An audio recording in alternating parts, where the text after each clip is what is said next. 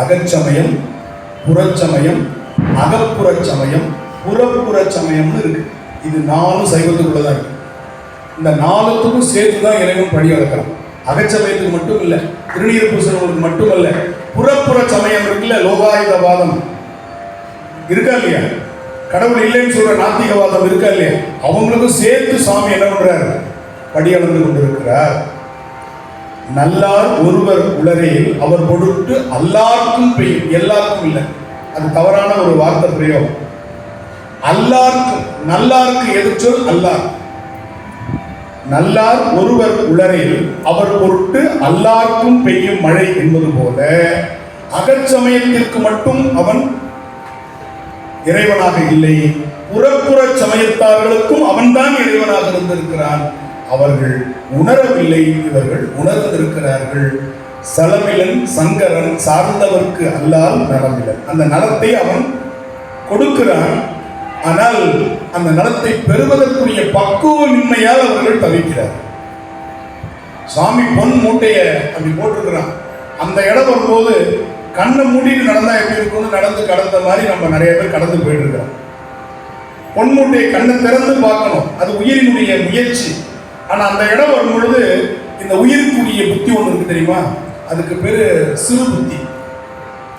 அந்த சிறு புத்தி என்ன பண்ணுது, கண்ணை மூடி நம்ம எவ்வளவு தூரம் நடக்க முடியும்னு பார்ப்போம்னா அந்த பொன்மூட்டியை கடக்கிற வரையும் கண்ணை மூடி நடந்து போயிடும். அந்த பொன்மூட்டியை பெருமான் போட்டது எடுக்காதது யார் தவறு?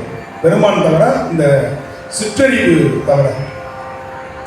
பொன்மூட்டியை எல்லாருக்கும் போகணும். கண்ணை திறந்து பார்த்தது அகச்சமயம், இன்னும் கண்ணை திறக்காம மூடிக்கிட்டே நடந்துட்டு இருக்கிறது புறப்புற சமயம். கண்ணை திறக்கும் காலம் வரும் இல்லையா? அதனால நம்ம வருத்தப்படக்கூடாது, பிரச்சனை பண்ணிக்கிட்டே இருக்கக்கூடாது. அதுவும் உந்தன் விருப்பன்றேன்னு மணிவாசகர் சொன்னார். அது வேண்டத்தக்கது அறிவொழி மட்டும் அல்ல, இப்படி இருப்பதும் அவனுடைய விருப்பம். எத்தனை நாள் தான் அல்வாவே சாப்பிட்டு இருக்க முடியும், குலோப் ஜாமுனே சாப்பிட்டு இருக்க முடியும்? கொஞ்சம் ஏதாவது காரம் வேணும் இல்லையா? அகங்காரம் வேண்டாம், ஆகாரத்துல காரம் வேணும் இல்லை, அகங்காரம் தான் நமக்கு ஆபத்து. ஆகாரத்துல கொஞ்சம் காரம் வேணும் இல்லை. அதனால இந்த இறைவனை வணங்குகிறவர்கள், வழிபடுகிறவர்கள், திருநீர் பூசியவர்களை பார்த்து பார்த்து பார்த்து பெருமான் அருள் செய்து செய்து இந்த மாதிரி கொஞ்சம் பேர் இருந்தாலும் இவங்களுக்கு ஒரு அழுத்தமான பிடிப்பு வரும். இவங்க யாருமே இல்லைன்னா இவங்க எல்லாம் ஆணவத்தில் ஆட ஆரம்பிச்சிருவாங்க. தெரியுமில்ல சுப்பிரமணியன் தெரியுமில்ல அப்படின்னு இவங்க எல்லாம் ஆணவத்தில். இது மாதிரி இருக்கும் பொழுதுதான் ஆகா பெருமான் தான் நம்மளை செயல்படுத்துறான், என் செயலாவது யாதொன்றும் இல்லை அப்படிங்கிற ஒரு பயபக்தியை இந்த சமயவாதிகளுக்கு கொடுப்பதற்கு அவர்கள் வேணும். இல்லைன்னா இந்த உயிர்கள் ஆணவத்தால் பெருமான் திருவடி அடையாமலே போடும். அப்ப இவங்களுடைய ஆணவத்தை கெடுப்பதற்கு அவங்களை கொஞ்சம் அப்படி உலக விடுறான். அதுக்கப்புறம் அவங்க ஆணவத்தை கெடுத்துட்டு அவங்களையும் உள்ள எழுதுவோம், கொஞ்சம் அப்படி காட்டுவாங்க. காணும் கண்ணுக்கு காட்டும் உகரணம் போலன்னு சித்தாந்தத்துல அதிகரணங்கள் சொல்லுவோம். சிவஞானம் போத மாபாடிகள் படிக்கும் பொழுது தெரியும். அதனால அப்படி சும்மா அப்படி ஒரு காட்டு சாமி காட்டுறோம். அது மாதிரி நீ அதெல்லாம் நம்ம வருத்தப்படணும், அப்படி இருக்கணும். அவங்களாம் இருந்தால் தான் நமக்கு நல்லது.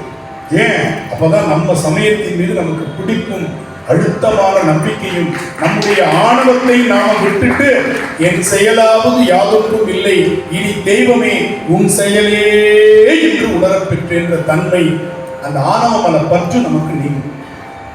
சரியா?